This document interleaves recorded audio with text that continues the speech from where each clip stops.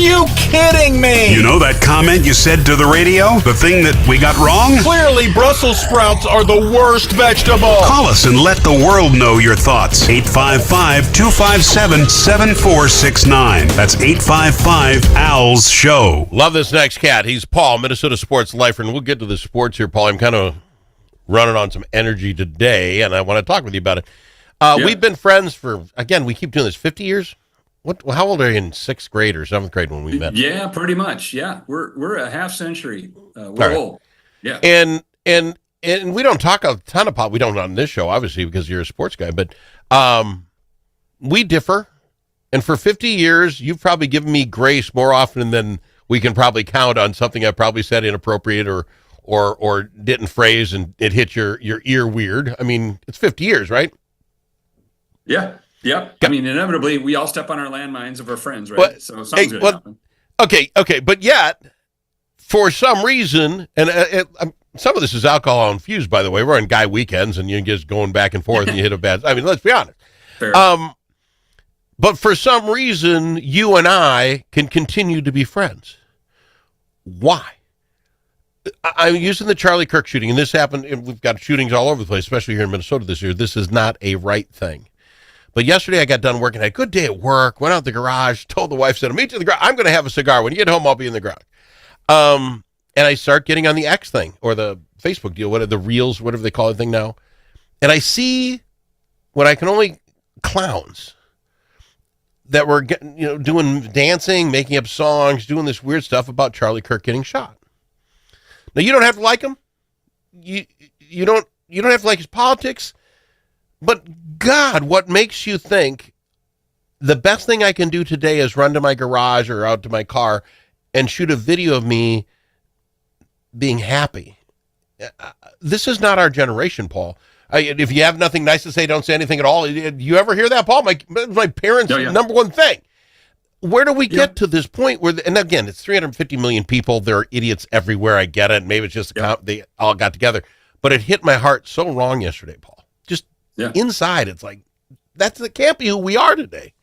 Yeah, and the losing the humanity part of it, when you're so polar, when you identify so hard with positions and that that you start to lose the humanity of people who have different opinions. And I grew up too, and I had a really good professor in college who talked about the whole idea of the free speech, in the First Amendment, and the idea of the marketplace of ideas. Yep. The idea that the whole point is to get everything out there in the marketplace. All the ideas. There's good ones. There's bad ones. There's crazy ones. There's things that make you think. But just put them out there, and then we all get to decide which of those we want to pursue. What laws do we want to create to make this happen better, or that happen? But it allows the real honest debate, and that includes people who take a position like a Charlie Kirk or people on left or right, doesn't matter, but they hold a position, they spout off what they believe, and they cite statistics and stuff, and we all deserve to question their stats. We deserve to question all of that they're saying and decide, is that something I subscribe to or not? And I'm going to live my life based on what I believe, exchanged with that idea, who I'm going to vote for based on that, because of the world I think makes sense or the country I want to live in. But people just they take that identity, Al, and they become that a personification of that position. And that's where you're right. That's where, all the rights come out. He was a father and a husband, and he was there, and this, and literally some of these videos, I don't care if he's a father to do this. They literally only cared about his position on X, Y, or Z. Like a human being is just his position on guns or just his position on abortion. If that's all he was, they forget all the rest of Charlie Kirk or all the rest of that guy. We've gotten rid of that. We've decided that if you're a Republican, you bad, or if you're a Democrat, you bad, because you believe this. We just forget that there's a whole human around that. And I love your thought. Go ahead. Yeah, go ahead. Yeah. Your thought on the marketplace of ideas, your professor's thought.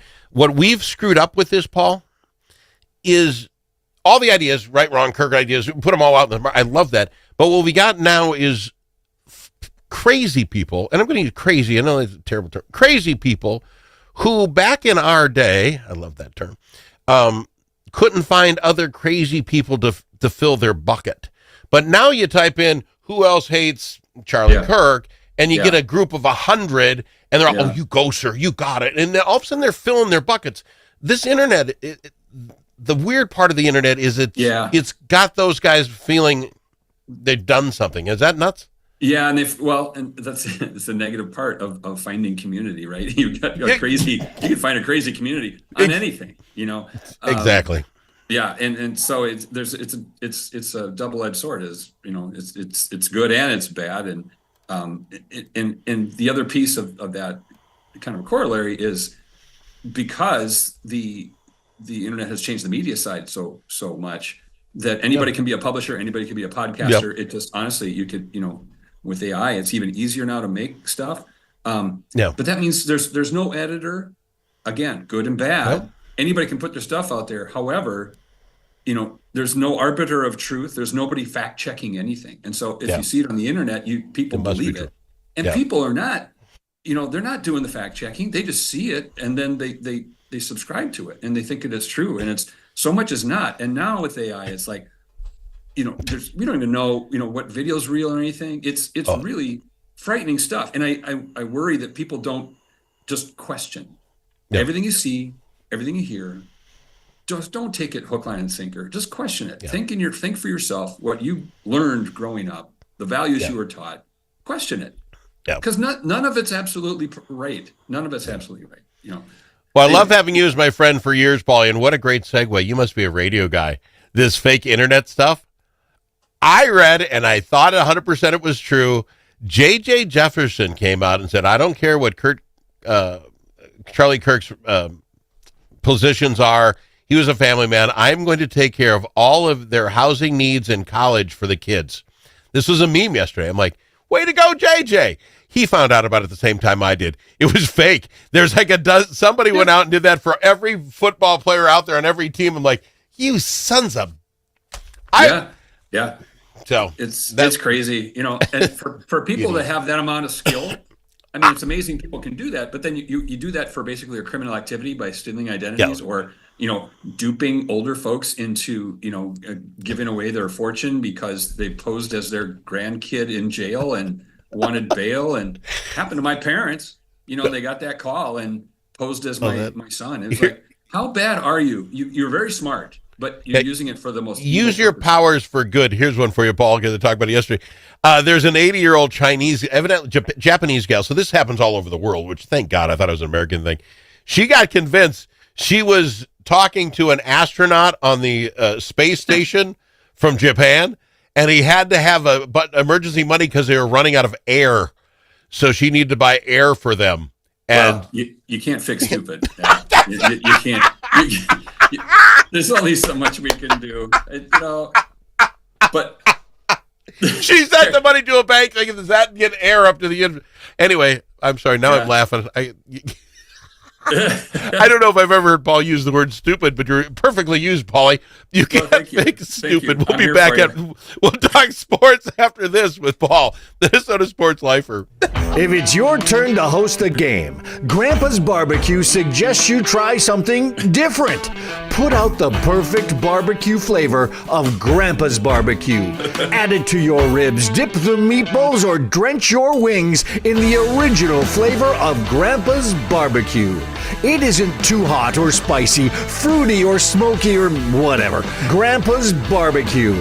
Available in select stores and online at grandpasbarbecueshop.com. Think about it.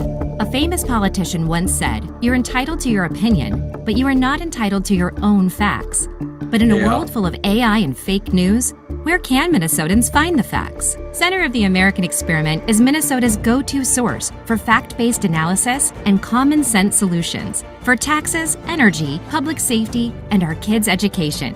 Visit AmericanExperiment.org for more information. Think About It is brought to you by Center of the American Experiment, Minnesota's think tank.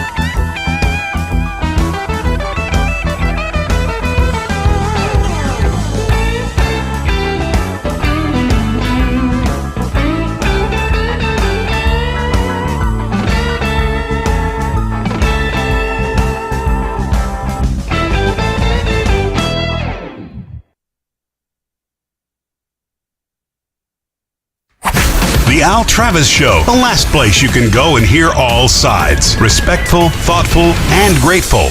Although we will point out really stupid people. It's Paul, Minnesota Sports Lifer. I laughed through that whole commercial break. Let's talk some sports really quick. Your Minnesota Vikings. Well, first off, the Green Bay Packers won. Can we be all at least negative on that? I'm not happy about that at all. Green Bay won last night. No. Yeah, I was pulling for Washington to give them an L last night. Didn't happen. So Packers defense looks really good. They seriously do. I'll tell you that Micah Parsons is just watch out. So that gets us to the next game, which will happen at where am I? Noon tomorrow. Chicago at Detroit. One of these teams will be 2 games back after 2 games in what's going to be the best division in all of football. Yeah. Who takes the win? Who takes the loss, Paul? That's a tough one. I think early big test for the new coach in Chicago. Yep. They had that game in control against the Vikings, and they got out coached in the second half. They got outplayed in the second half. The Vikings offensive and defensive lines took over. What do you do with that? Now you got to go against a desperate Detroit team. I give it to Dan Campbell. I think he figures it out. I think he beats the his former assistant. I trust Jared Goff more than Caleb right now. But that's I don't know, man. Bears fans, they've been suffering as much as Twins fans, it seems. Well, yeah, and they won't take that for long. The idea that I think it was with, that wasn't even, I want to say, with like 3 minutes to go in the third quarter, the probability of the Bears win was like 95% or something like that. They do that thing, and it absolutely flipped. They won't go for that again. I believe Detroit also cannot fall back. They'll find a way. I think Detroit wins that thing. Yeah, and they're at home, right? That's Detroit. So the odds makers got them 6.5 favorites. Minnesota now, we get to host Atlanta, another team with a 2024 quarterback. Don't we need to debrief the? I'm going to give you the chance to gloat here a little bit because you were all about JJ. You're all about in the text chat. You were very positive. Very positive. I'm like, who is this guy? Where did he come from? And I'm like, this is Christian Ponder version 2. This ain't working. Oh, you were negative. I was very negative. So what do we do with that? Do we have the guy after one game? No. Oh no. Pump the brakes. I don't know. But we have a kid that we know now won't fold. And I guess what I mean, what I mean by that is and this is what I said, I don't know if it was with you, but last week. It was Monday night. We're terrible at Monday night, and it's his first game. But how nervous can a kid get? This kid went to the national championship, did a nationwide football game. Yes, it's his first NFL start. That would be nerve-wracking. It's Monday night. That would be There's only so much nerves you can throw on a guy. And he battled through that. I think we actually saw that the coach really is a what do you call quarterback whisperer. You saw him throw, which was just the word. I could have thrown that interception. I maybe not as well to the guy, but I mean, right to him. Yeah. And that could have been the end of a kid, right? Oh, crap, this is harder than I thought. And he went over, don't worry about it. We got time. We're going to make it work. I see that there's going to be tough rides, but I didn't see him quit. No. And I actually saw him step up. Now I start throwing. One of the knuckleheads that it was you in our group chat was like, he's got to stop throwing the ball so hard. You can take some off. You can't teach a guy to throw them harder. So the fact that he was out there doing it shows me something. He was in the game. He was throwing to make it work, and our guys might have to catch harder throwing balls. JJ had one drop, and so did Thielen. That game is a whole different ball game if they catch those games. So I'm happy with him. First game win, that's great, but I also saw him do something that in 3 quarters you weren't looking at him to do it. I think you're ready to go to bed. Like, this is over. Yeah, I was thinking about going to bed. It wasn't working. Pick 6 in the fourth quarter. It's like, this seems to be over. All the talk about JJ, which is fine, and maybe he is the guy. I don't know. The thing that I liked was, the Vikings made a lot of changes on their offensive line, and they got nastier up front. And by the third quarter, that was paying off. And our running backs had nice big holes, to gash in there, which opened up other passing opportunities too. But Philadelphia won a Super Bowl with the best defensive and offensive lines in the league. Yeah. And so it all starts up front. And I think we have upgraded both in the defense and offensive lines. That's what's going to, I think, make the difference. And I think the coaches got smarter quick. I don't know why we were trying to make the pass work to then make the run work. They came out in the third quarter. No, we're going to run this ball down their throats, figure it out. And it changed everything for everybody. And Flores on the defensive side. That was pretty Manila kind of defense in the first half. And said, hey, we're behind. Let's go change something. Paulie, I know I hate the prevent defense. We're the worst prevent defense team of all time. Yes, it got us a win, but that really was not a 27-24 ball game. It was 27-17. We just let them. Yeah. I hate that. I hate it. Yeah. I would love to see us tighten up that middle. When we do that, the middle is wide open for other teams. I would love to see us just recognize that. That's where they're going. Pick it off and ice it, but yeah. So but anyway. I think the defense is going to do better this week. Is my point is I think Flores like, nope, if we're going to have to play my crazy schemes, we're going to have to do it to win. I think beat Atlanta here. Yeah. I do too. They only give us 3.5 points, but you got any idea what you think the number will be? Because I think it's more than that. I think we're going to score 30, and I think we'll hold them about 17. Yeah, I think so, and it could be a late touchdown that kind of pulls away. I think that's fair. Also, hey, your Gophers are also 2-0 right now. Heading to California. We're talking the Gophers. That is embarrassing. The whole NCAA should be embarrassed of themselves. How many games were 73-2? It was just stop. And here's what I would do, Paulie. I'm serious. We don't know what we have. We'll find out this weekend against Cal, who isn't necessarily a terrible team. We'll find out if we're a team or not. We don't have any clue. No, we're a third of the way to getting bowl eligible. We're favored by like 3.5, so it's basically a pick 'em. They get the field goal for being at home. Cal's not bad, so this will be a good test. So now we get to know. Here's what the NCAA has to do. Just like all the other major sports, they need to pick the games that are outside the conference. Conference will take care of the conference.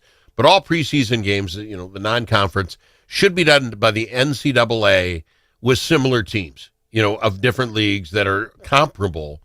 Because first off, we had a guy get hurt playing in a game that was 77-0 and didn't even get, or 66-0 and didn't even get anything. We used that team. That team is like the third worst team. Sure. We gave them $500,000. They got over $1 million to come up here, though. That's going to fund their entire program. Then they should absolutely pay each one of those kids for coming up here embarrassed. That's good for the school. It was embarrassing for those kids. What do those kids learn? Oh, big guys are stronger than me. Yep. All day, all night until you couldn't play anymore. It's not football. I don't like it. No, look at your volleyball team. Your volleyball team goes out and plays great teams all the time. They may not be that powerhouse we want them this year. They got some injuries, but they're playing like they mean it, and I like that. Tell me I'm wrong. I'm not wrong. You can't tell me that. There's also a lot to be gained from you play what's on your schedule. We talked about this last week. The reason they were on the schedule is because somebody canceled at the last minute, and so all the schedules are set. You got to find a team. You've got a home date and nobody to play. So that's why the NCAA needs to do it. You work that out, make them similar teams. Because the week before, the Buffalo Blue Devils weren't much. Yeah, but then they're deciding who gets the $1 million payouts, based on where they're traveling to, too. So is that okay? We're paying them each team $20 million now. That team get a $20 million check. Yeah, every team gets it. Could be. However, we played 76 guys. There is benefit to that, and PJ talked about that. Where we played second and third string, and those guys got game time because injuries will happen. And then, when those guys have to step up. This is how you and I are so different. This is why we're so different. You know what you should be? You should be mad as a Hornet because I believe you were at that game. And by the end of the first quarter, the people you paid to see play weren't there.